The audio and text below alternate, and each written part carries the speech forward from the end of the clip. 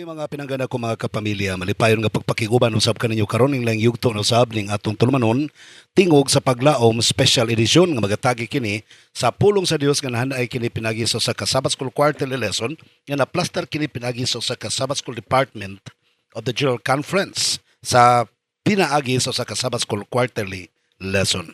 Okay, mga pinangga ko mga kaikson natong suheto nga pagadugukan karon, Jesus mingled with people. Ang pagpakighugoy-hugoy ni Kristo kauban sa mga tao. Lesson number 6 kini mga pinangga ko mga kaikson nato pagadugukan karon. Apan sa dili patang padensonan gusto na ko ipabalo kaninyo nga karong adlaw kauban ko ninyo dinhi mga higala sa LCMBN Studio dinhi sa Banson's Residence sa Chigo Silang Street, Corner Luna mga higala ning Dakbayan sa Digos. Alang sa tuang special Sabbath Fellowship. So gidapit ang tanan nga magtapok ta dinhi alang sa maong kainiton sa tuang pagpakisandurot sa usa kada bulan nga ginahimo nato kada first Sabbath of the month dinhita sa maong dapit usbon ko sa LCMBN Studio, Banson's Residence, Jigo Silang Street, Corner Luna, ning Dakbayan sa Digos.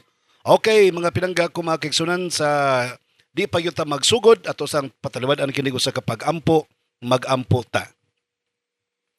Dalay og balaan na mo nga Diyos nga na ikaw sa mga langit. Daghang salamat Ginoo sa mga panalangin sa pagpakiguban mo kanamo. Salamat sa grasya kaluoy imong gibubo kanamong tanan. Hilawt ikaw magapadayon sa pagpanalangin sa tanang mga naminaw, sa tanang mga nagbalatian karon ikaw magaayo kanila, magatambal o magahikap kanila. Sa mga donors, mga sponsors, ikaw panalangin unta silang panginabuhi, panglawas o pagtuo labaw sa tanan diha kanimo. Ikaw magapanalangin usab sa tanang mga kawani ning istasyon nga na-play kini nga broadcast. Lakip ng mga towermen o ang mga nagdumala niini o ang kinatibuk-ang nagdumala sa The Loud Cry Ministries o ang mga supporters niini panalangini. Iman usab ang nagdumala sa kinatibuk-ang organized church sa Seventh-day Adventist Church Worldwide. Panalangini gikan sa General Conference, paingon ngadto sa Division, Union, Mission Conference o mga local churches. Ikaw magapanalangin sa tanan nimong katawhan sa tibok-naong sayuta nga nagasimba kanimo ning adlaw igpapahulay sa tanang mga pastors, mga magwawali nimo, imong panalanginan sa tibok-naong sayuta Ginoo. O ikaw magapasaylo kanamo o magahimo kanamong takos imong atubangan karon sa pagdalay ug pagsimba kanimo. Kining tanan among gitugyan kanimo gilauman nga madawat pinaagi sa ngalan ni Hesukristo nga among manluluwas. Amen. Okay mga pinangga ko mga kaiksunan as what I have told you, Jesus mingled with people. Si Kristo nagkiglahugay, hoy-hoy o nagkig-hugoy-hugoy sa mga tao. Ang atong memory text mga higala mabasa nato kini sa Lucas kapitulo 15 bersikulo 1 ug 2 nagkanayon sa New International Version. Now the tax collectors and sinners were all gathering around to hear Jesus. But the Pharisees and the teachers of the law muttered, "This man welcomes sinners and eats with them." Matod pa, ang mga tax collectors o ang mga makasasala gitapok ni Kristo o naminaw kaniya o ang mga Pariseo ug mga iskribag magtutudlo sa balaod nagbagot-bot nga nagkanayon kining tawhana ni nagpasulod o nagkig-abi-abi man sa mga makasasala o nagkikaon pagyud kauban kanila. Abi ninyo mga pinangga ko mga kaiksunan, whether you like it or not, once you become a Christian, basta mahimo na gani kang Kristohanon, you become like Jesus Christ. Don't forget that in the beginning, sa paglalang palang Diyos sa tao, mga higala, sa diyang gilalang ang tao pinaagi sa kamot sa Ginoo. Matod pa niya, tumbuhaton ang tao after the likeness of our image. Nawagtang ka na nga image of God sa dihang nagpakasala ang tao. Sa diha nga ang tao na reconcile nga to sa Dios pinaagi kan Jesus Christ. Brethren, I would like to tell you, you will become a somebody with Christ. You will become after the character of Christ, and like unto the character of Christ. Mahisama ka sa kinaiyan ni Ginoong Hesus. Kung si Kristo nagahatag og panahon sa ngadto sa mga makasasala, nagaatiman sa mga masakiton, nagaatiman sa mga makasasala, you will become the hand of Jesus Christ. Mahimo kang kamot ni Kristo mga higala sa pagkabot ni anang mga tao nga di na halos makabot sa katilingban. Ayaw kalimot nga si Kristo mianhi sa kalibutan aron sa pagdemonstrate sa iyahang method, aron ang iyang method mga higala mahimong mapanaminan sa tanan. Ang iyang metodo mga kaigsunan. Ang iyang metodo atong nabati nga mituyok siya sa tibuok Galilea o sa Jerusalem. Nanudlo siya mga kaigsunan, nanambal siya, nagkigsalo siya pangaon sa mga makasasala, mga maniningil og buhis, didto siya nagkigsugilanon kauban kanila. Gikabot ni Kristo mga kaigsunan ang mga makasasala aron iyang mapasig-uli ngadto sa atong Dios nga mao ang Amahan. Sa Ministry of Healing mga kaigsunan page 143 nagkanayon. Christ's method alone will give true success in reaching the people. The Savior mingled with men as one who desired their good. He showed his sympathy for them, ministered to their needs, and won their confidence. Then he bade them, follow me. Okay. O atong tagsaon mga kaigsuonan, ang metodo ni Kristo, kung sa may pasabot, let's analyze this a bit. Jesus mingled with people as one who desired their good. Si Kristo nagkighugoy-hugoy, nagkigsagol sa mga tao, isip usak ka tao nga tinguha aron masayod sa kaayuhan niining mga tawhana. Ikaduha, Jesus sympathized with people. Naghimo siya attachment mga pinangga ko mga kaigsuonan. Primero, he opened network. Then second, he formed attachment. Gusto siyang ma-involve sa mga tao by showing sympathy with their needs. Ikatulo, Jesus ministered to their needs. Iyang gialagaran, iyang gitagbo ang ilang panginahanglan. This also formed attachment. Ikaapat, when he combined the first and the second and the third, first, second, third, may iyang gisagol ng tulo, he won people's confidence. Iyang nakabot ang pagsalig sa mga tao. Then finally, then he bade them follow me. Meaning, iyang gihimong mga disipulo ang mga tao. Bisan sa imong anak, mga pinangga kumakisong, nganong ang mga bata nato dili madala sa simbahan? Pagkadagko na mga backslide na because we did not mingle with them to desire their needs, their goods. We did not sympathize them. We did not minister their needs. We won their confidence. Ang ato lang gihimo sa ilaha, we always say, follow me, follow me, follow me to the church. How can they follow? We missed the first 4 steps ni Jesus Christ. Abi ninyo mga pinangga ko mga kaigsuonan, what we see here is something like a holistic model of the gospel. Kining ministry method ni Jesus Christ will guide us in proclaiming the gospel more fully effective. Si Kristo mga higala, wala siya magbulag sa social aspects, gikan sa spiritual aspects. Katong 1, 2, 3, 4, mingle with people to the one who desired their goods, showing sympathy, serving their needs, winning their confidence. Kanang upat mga kaigsuonan, those are the social aspects of men. Dito si Kristo ni agi mga kaigsuonan, ayha pa siya nang imbitar, come and follow me. So kining tanang steps mga kaigsuonan should work together, and the result, I would like to tell you, is a true success. Kining leksyon na to karon mga higala, mag-focus ata sa first step nga mao ang mingle with people. Kasi pruiba ninyo nga si Kristo nagkighalo sa mga tao. Kabalo mo sa John 1:1, in the beginning was the Word, and the Word was with God, and God was the Word. And the Word is God. Ang Diyos mo ang pulong mo ang Diyos. And what happened with the Word? Verse 14, John 1:14. This is talking about the incarnation of Jesus Christ. And the Word became flesh and dwelt among us. And we beheld His glory, the glory as of the only begotten of the Father, full of grace and truth. Ang pulong himong unod og mipuyo ipon kanato. Sa Matthew 1:23, he shall be called Emmanuel. But pasabot, God with us. ang Dios kauban kanato mga kaigsunan. We were lost, but God came down to seek for us. When Adam and Eve got lost from the Father's hand, siya ang nanaog sa tanaman sa edi nangita, Adan, iba, hain ka. Sa diha nga ang tao nagpakasala, nawagtang na mga kaigsunan nagpakatao si Ginoong Hesus, aron mangita sa mga nangawala. You look at the parables, the three parables in Luke chapter 15, the lost and found parables. Luke 15:3-7, the lost sheep. Luke 15:8-10, the lost coin. Luke 15:11-24, the lost son. Kining tanan pulos ni na lost, nangawagtang ni sila tanan. But kining tulo mga higala nga mga hitabo, pulos ni nangawala, pero pulos pod nakitaan. Sa dihang nakitaan, there is always a celebration.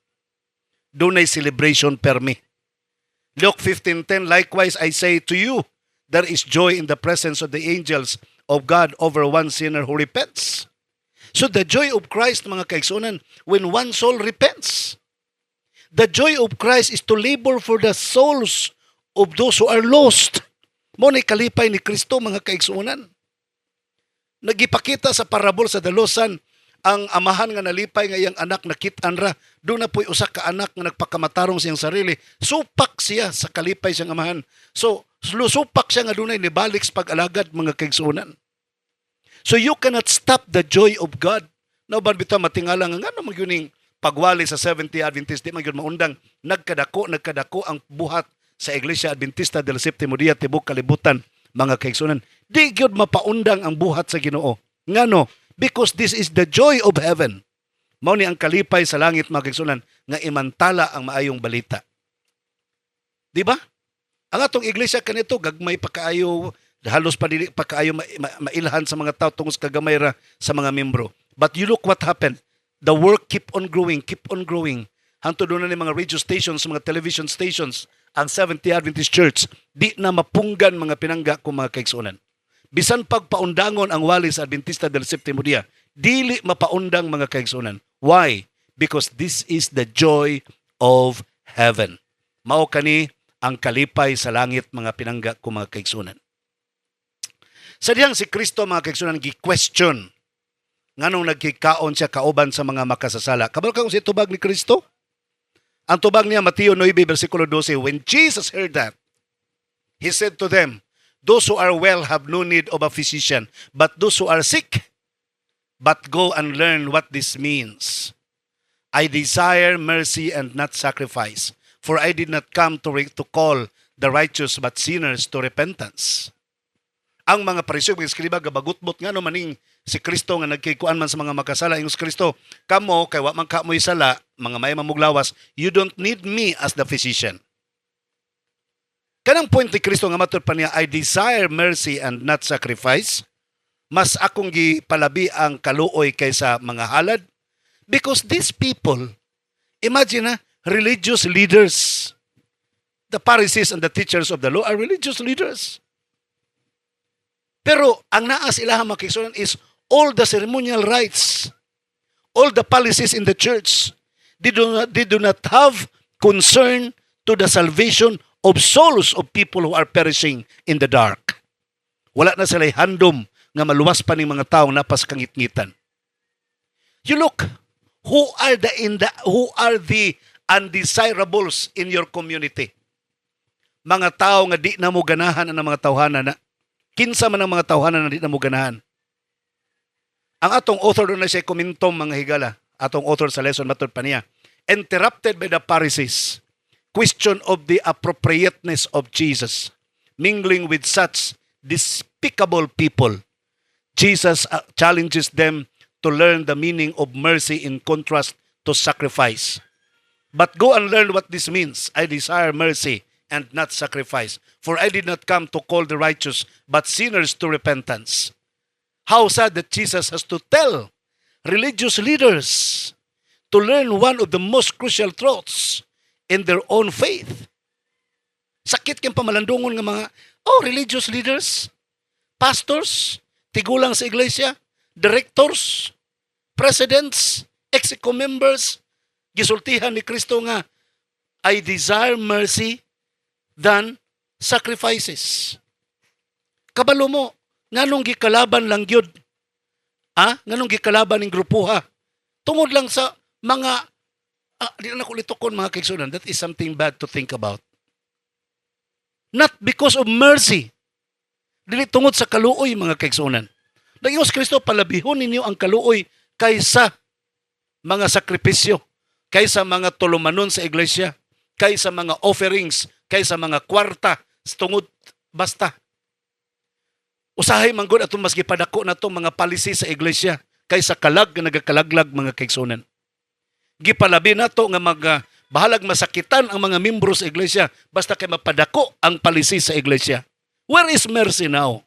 Asa naman ang kaluoy mga kaigsunan?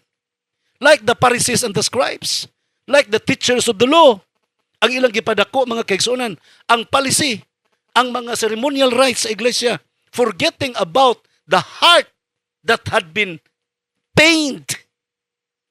Mga kasing-kasing sa mga tao nga nasaktan. Hangtod kini mga tawhana, wa nay mutagad nila, wa nay like the Samaritan people, wa nay mutagad kanila.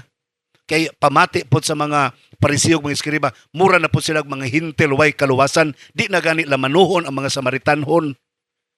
Pero si Jesus Christ nagkighalubilo sa Samaritan woman. Si Jesus Christ nagkighalubilo sa mga tax collectors. Ang mga tax collectors ug Samaritan ug ang mga Gentiles gipakasama na nila makasasala nga wa nay kaluwasan mga kaigsunan. Pero si Kristo mianhi sa kalibutan kay nakikhalubilo sa mga makasala. Kabalo ka, ikaw rin nagsulting makasasala na sila pero you do not know their hearts. Wa ka kabalo sa ilang kasing-kasing mga kaigsunan. Ikaw rin gaingon nga ang Samaritanhon di maluwas. Ikaw rin gaingon nga mga tax collectors di maluwas. Ikaw rin gaingon nga mga hintil dili lamanuhon kay walay kaluwasan. But you do not know the relationship with Christ. Si Kristo lang ang makadetermine mga kaigsunan sa kaluwasan o kapildihan sa kalag sa usa ka tawo. Brethren, think it through. Si Sister White sa Desire of Ages, page 280, fasting or prayer that is actuated by a self-justifying spirit is an abomination in the sight of God. Kanang pagpuasa o kaha mga pagampo, o kaha bisag unsa nga mga religious rites, o kaha bisag unsa nga mga religious ceremonies, o kaha bisag unsa nga mga religious policies, nga nakapatukmod sa imuhang kaugalingon aron maging matarong ka kaysa uban kana nga espiritu gikasilagan kana sa tubangan sa atong Ginoo. That's what according to the Desire of Ages, page 280. Tungod lang ba kay imuhang nakapwesto ka sa simbahan? Nakagunit ka katungdanan sa simbahan? Na ikaw ang permanenteng naa sa microphone? Imo lang pangbunalan ang mga undesirables sa iglesia? Imong pasakitan ang mga tao nga wala kay kaluoy ni mga tawhana tungod lang sa policy nga imong gipadako, tungod lang sa mga religious rights nga imong gipatigbabaw, nga may nakapatukmod nga nagtuo ka nga mas matarong ka kaysa ining mga tawhana. Kana day mo ingon ka nga ang LCM supporters di maluwas. Didn't you think that you are more righteous than them? Wa ba day ka maghuna-huna nga mas matarong ka kaysa ilaha? Mingon na gani ka gini mga tawhana way kaluwasan, who told you? Ikaw ba ang gatekeeper sa langit? Ikaw ba ang nakakita sa kasing-kasing sa mga taong makasasala? Kuno sa imuhang pananaw?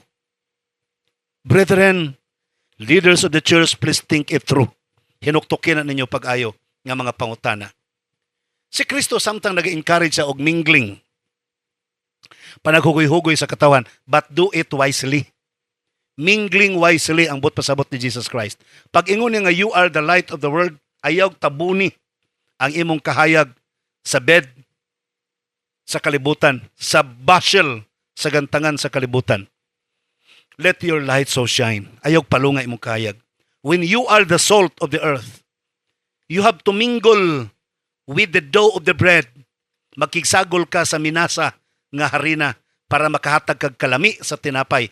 Pero kung mag-hibernate ka sa imong kaugalingon, kung mag-separate ka sa imong kaugalingon sa kamingawan, kay di ka gustong mahugawan sa kadautan sa kalibutan sa syudad, kay maingon ka ang syudad, dautan na, Di na maayo ang syudad, ang mga eskwelahan, nagtudlo, nagmuni-muna, naglahi, nakaskabukiran, naghimuhimo, nakagimuha kay daotan imong pananaw sa panggobyerno, sa tanang mga ahensya sa gobyerno, daotan na ay imong pananaw. So dito na ka sa bukid, magtago, kay dito na ka magpaabot sa pagbalik ni Kristo, imong giwagtang ang imuhang kalami sa imuhang asin. Sa unang panahon, ang asin mga higala nga dugan na nakatago sa bukid nga way pulos, hakoton in taon nila, ibutang nag-apir sa karsada. Yapil na butang sa karsada para mulig-on ang ilang karsada mga kigsunan. Labi na sa ilahang lugar kaniadto nga way ulan-ulan. So mubagtok. Kung mag-ulan manggaling, mag-ice, mo samot og kabagtok kay makapabagtok may nag-ice ang asin. So wa na mapusli ang iyang kalami mga kigsunan. Gihimo na lang siya tumbanan sa mga tao. Sa selected messages, book 2, book 3 I mean. Page 231. Paminawan ninyo pagayo ha. Note this wise and balanced counsel. Mao ni ang balansiya nga tambag mga higala. Now shall professed Christians refuse to associate with the unconverted and seek to have no communication with them? No, they are to be with them and the world and not of the world, but not to partake in their ways, not to be impressed by them, not to have a heart open to their customs and practices. Their associations are to be for the purpose of drawing others to Christ. Bisayaon na to mga kigsuonan. Matod pa ni Sister White, karon nagtuo ka nga mga Kristohanon dapat maglikay sa pagpakighalubilo sa mga wala makonverter? Unya mangitag pa maagi nga di na magkig-communicate sa mga daotan? Mali ka. Kinahanglan magkighalubilo ka kauban sa mga makasasala. Kinahanglan anaa ka sa kalibutan pero dili ka taga kalibutan. Dili ka mo apil-apil sa ilang mga binuhatan pero naa ka niipon ka kanila. Ayaw pag dili tungod kay ni apil ka na aron ma-impress sila sa imuhan. No. Ang imong tuyo dili tungod kay ang imuhang kasing-kasing imong pasudlan silang mga kinaiya batasan og mga kinalinihukan. Ang imong tuyo dito mao ang pag kabig kanila ngadto sa tiilan ni Kristo mga kaigsunan. In the middle of the crooked generation, I would like to tell you that. Taliwala sa hiwi nga kaliwatan mga kaigsunan. Si Kristo, Mateo 10 versikulo 8, heal the sick. Panambal mo sa mga masakiton. Cleanse the lepers. Raise the dead. Cast out demons. Freely you receive. Freely you give. We have the task to do. Dili ta magpabukid, dili ta mag-hibernate sa ato ang kaugalingon sa kabukiran, dili ta magtago sa ngadto sa mga kabukiran mga kaigsunan nga didto na ta sa mga bukid mag-fellowship di na ta moapil sa syudad. No, dako kay tagtrabahoon mga kaigsunan. Si Robert Lenticom in his book Empowering the Poor, pages 21 to 30 describe 3 kinds of churches. First, the church in the city. Pasabot niya sa the church in the city or community.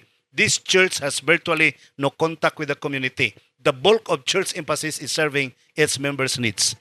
Diha lang yun sa simbahan. Wa sa activity sa gawas mga kaigsunan. Mao na ang primerong simbahan. Ikaduhang simbahan, yung gilisgutan, Lenticom. This church to the city, simbahan para sa komunidad, konsyudad. This church knows that it must get involved in ministry to the community. It guesses what the community needs. Without consulting the community it serves, then it presents programs to the community. Its ministries risk being irrelevant with no community ownership. Magbuhat-buhat lang siya programa para sa community, wa gani siya makahibalo kung ang iyang programa ni haombas panginahanglan sa komunidad. Ato tas ikatulo, nga gisgutan niya nga iglesia. The church with the city. Simbahan nga nagkig-kumbuya, nagkig-halubilo sa syudad. This church does a demographic analysis to understand those whom it serves.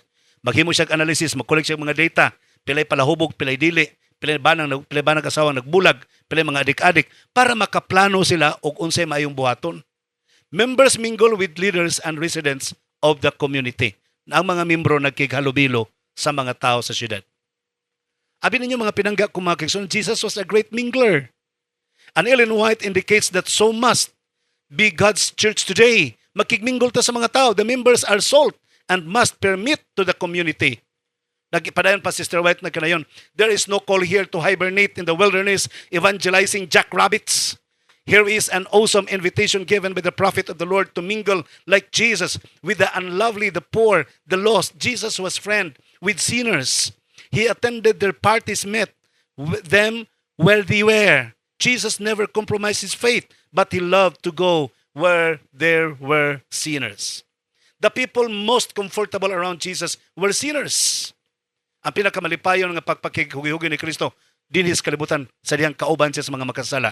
While the ones most uncomfortable were the so-called saints. Sa mga pariseo mga eskriba siya dito murag wa siya ganahi. Kay uncomfortable siya kay siya saway. But Jesus didn't pay attention to that because he had his priorities straight. He came to save sinners. That was his mission, and it should be our mission even if we make some saints upset. Bisan pag ang mga matarong kunuhay nagdumala sa iglesia, mga upset pa sa tua, saputon pa sila sa tua, we have to continue the work. Matod pa ni Sister White. Another statement here, kikan kang Russell Burrell, sa iyang libro nga How to Grow an Adventist Church. Matod pa niya din page 50, mga igala. For too long, Adventists have isolated themselves in safe havens and ghettos. Sa taas kayong panahon ng mga Adventista, nagtago, nagpalayo. Nag-country living na, di na mo apil sa syudad. Matod pa niya. As if the rest of the world did not exist. Parang pamati nila, wala nilang taos kalibutan, sila na lang. That time has ended. Natapos na, matod pa ni Russell Burrell. Humana na. We cannot, we dare not live in apostasy any longer. That is an apostasy concept. Nga magtago na lang sa kabukiran. That is an apostasy concept. It is time to enter the community as individuals and as a church. Mao na ning panahon na mga igala nga moapila ta sa syudad, muwali ta sa syudad, mupenetrate ta sa community, sa barangay, kuban pa, tabangan nato ang buhat para matapos kini sa labing madali. Mga igala, that is the mission of Jesus Christ. Mingle with the people. Okay, mga igala, sorry kayo, wala tayo panahon sa pagkikuban kanimo. Sorry kaya. Ako ipabalo kanyo pag-usap nga karong adlaw Sabado, kauban ko ninyo dinhi para sa tuang special Sabbath fellowship. Dinhi sa LCMBN studio sa Banson's Residence, Jigo Silang Street, Corner Lona, ning dakbayan sa Digos. Okay, usbon ko, wala gyud panahon sa pagkikuban kaninyo sa ngalan lamang kanimo nga akong kapamilya ug kan Jesus Christ nga mao ato ang great provider. Ako sa inyong kapamilya nimong ulipon sa pagwali sa may balita. Pastor Israel Villaver I, magaingon kanimo ang Dios magapanalangin o magahatag kanimog dugang grasya, kalinaw, gugma ug pagkabalaan. Malipayong adlaw igpapawlay.